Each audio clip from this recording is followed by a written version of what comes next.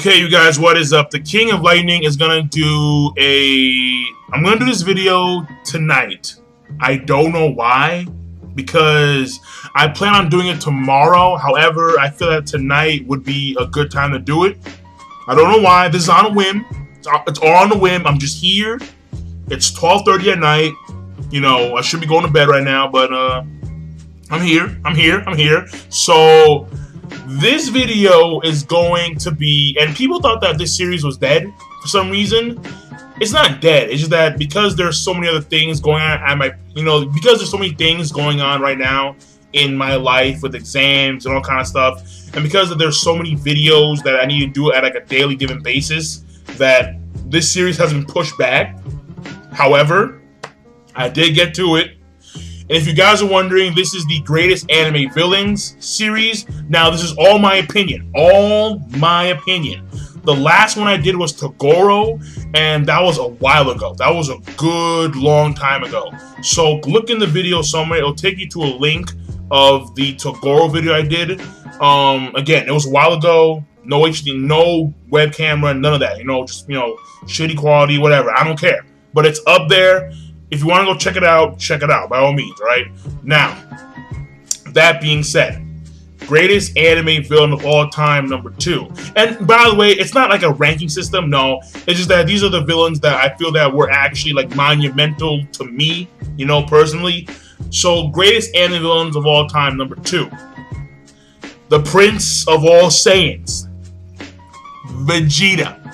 Yeah, Vegeta. Yeah, go ahead, say it. It's over 9,000! Yeah. We know. We've all seen it before. It's everywhere. You can't escape it. Alright? But Vegeta is definitely one of the greatest villains of all time, in my opinion. Because, and I remember that I was in a Cloud Village call a while ago, and we were talking about, like, Dragon Ball Z villains. Like, which one we prefer the most, or like which one we think is the best Dragon Ball Z villain.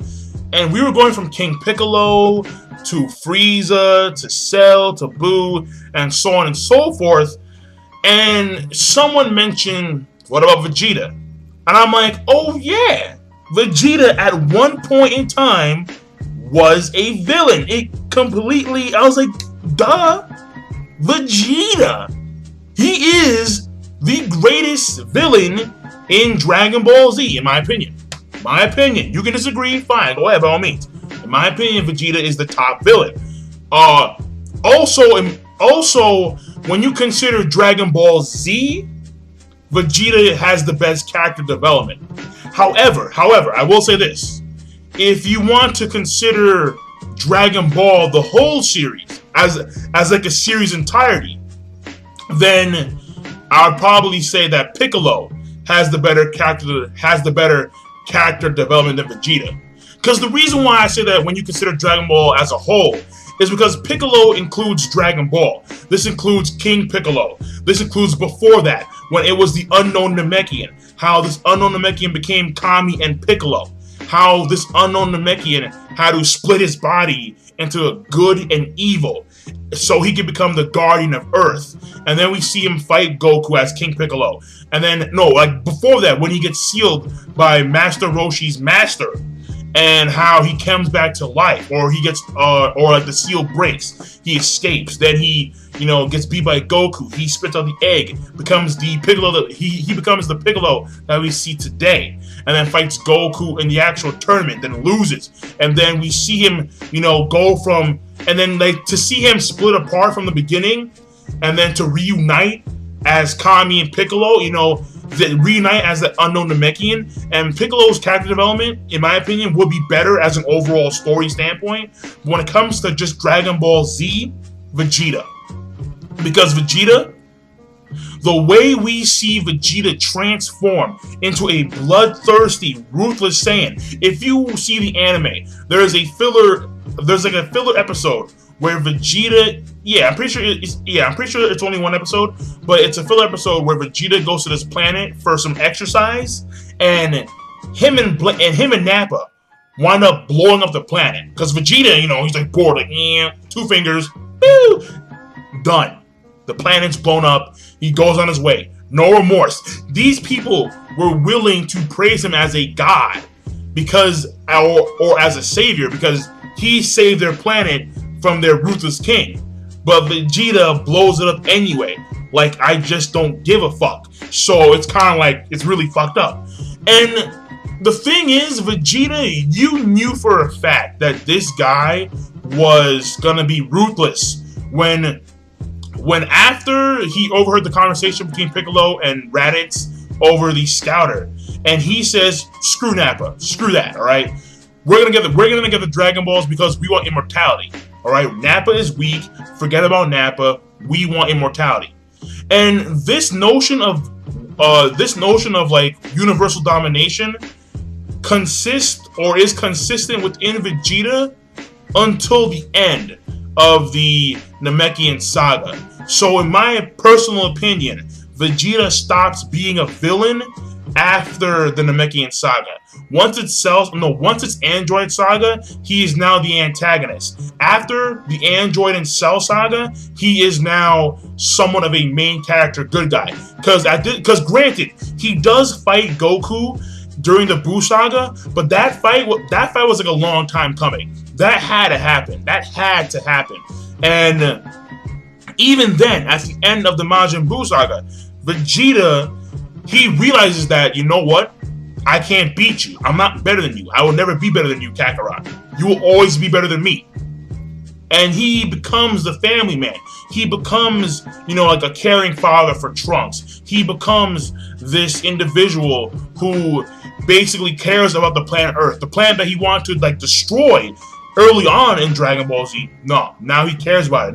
Now it's his home. He loves his wife. He loves his kids. He loves Kakarot. So to see that transition, in my opinion, is very, very, very good.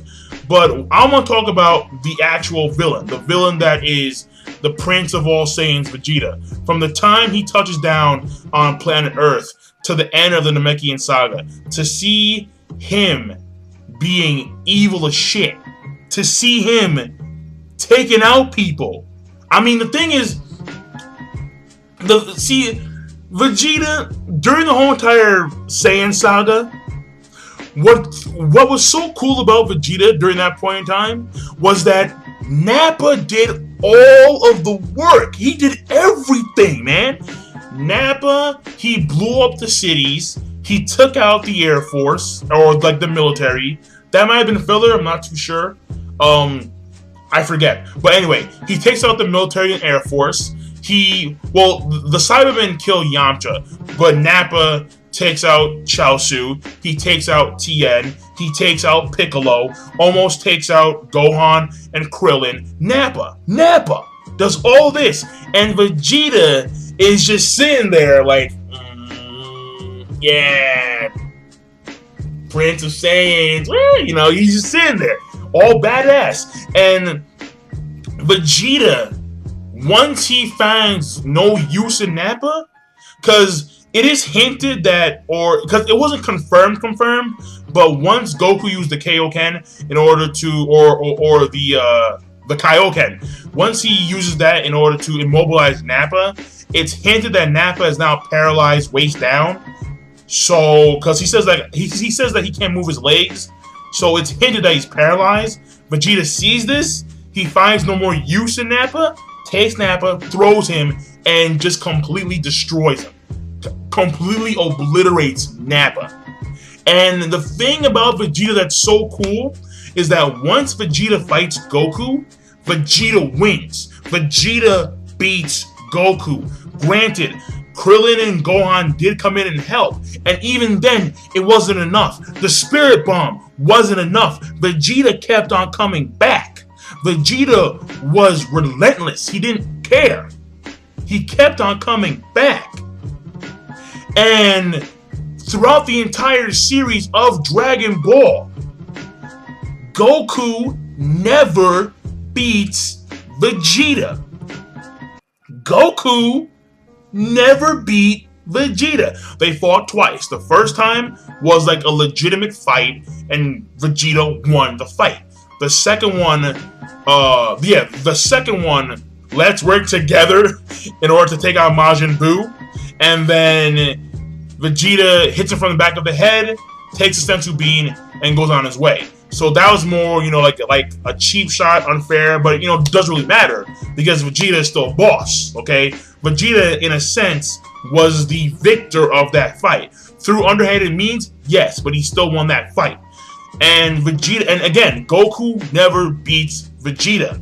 However, what makes him so unique is that even though Vegeta has never lost to Goku, there is this constant inferiority complex between Goku and Vegeta. Vegeta always feels inferior to Goku because Goku takes out the individuals that Vegeta never can. And it always aches at Vegeta, like, how can you take him out when I beat your ass? So it's like, what the heck, So it really nags at Vegeta.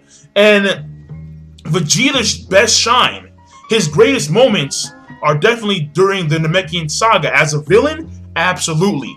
Why? Because he solidifies his spot as a villain by killing innocent Namekians. At the same time, he takes out Pui.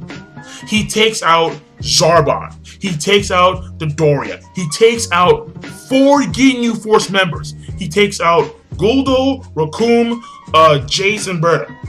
That's 7 people he takes out. 7 villains, 7 bad guys. He takes them out.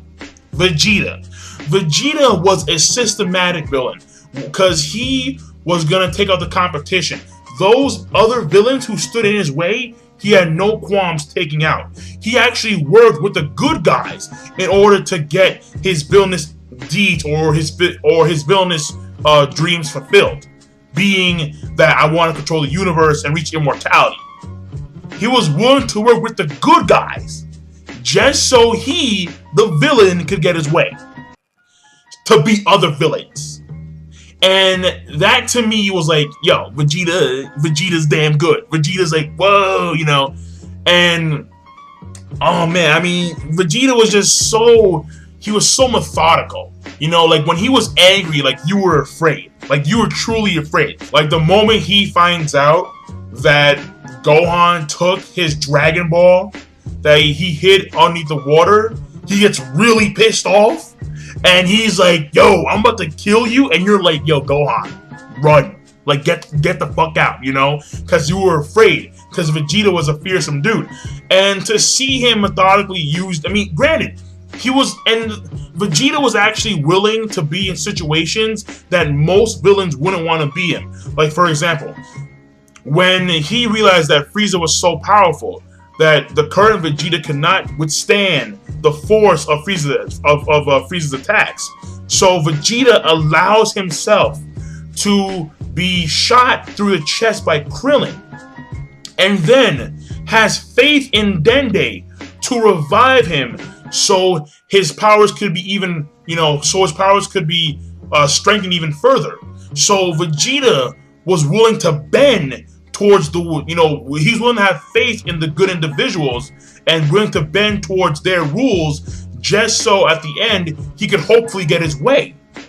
And then at the end of the Namekian Saga, when Vegeta has that speech about how Frieza, how he went and he destroyed he destroyed Planet Vegeta, how he talks about how his father and all the Saiyan people, and how Goku, because Vegeta knew that he was gonna die, and he was gonna have Goku carry that entire burden on his shoulders, and it's just that transition. It's like we see Vegeta slowly becoming the man that he is today, and it was crazy. Like it was crazy. All the while still having these dreams of universal domination, which of course did not happen. But just to see him go through that methodical process of elimination, of eliminating the competitors, to see him bending towards the whims of the good guys, just so he could hopefully get his way, to see him systematically be truly evil, and the fact that Goku never beat Vegeta once. Come on. Vegeta is, in my opinion, a greatest anime villain. He deserves to be on this list. Definitely. So, I mean, these are my thoughts. Once again, give me your thoughts on this. Let me guys, like, if I missed anything, let me know. But once again, in my opinion, Vegeta stops being the villain after the Namekian saga because his dreams and his goal of universal domination kind of stops after that saga. Maybe, again, that's my opinion. So let me know what you guys think. Any thoughts, video responses, whatever. I'll take them. It's all cool. In my opinion, Vegeta is definitely a greatest anime villain. I'll see you guys later. King Lightning, rate, comment, subscribe. Peace. Have a nice day or night.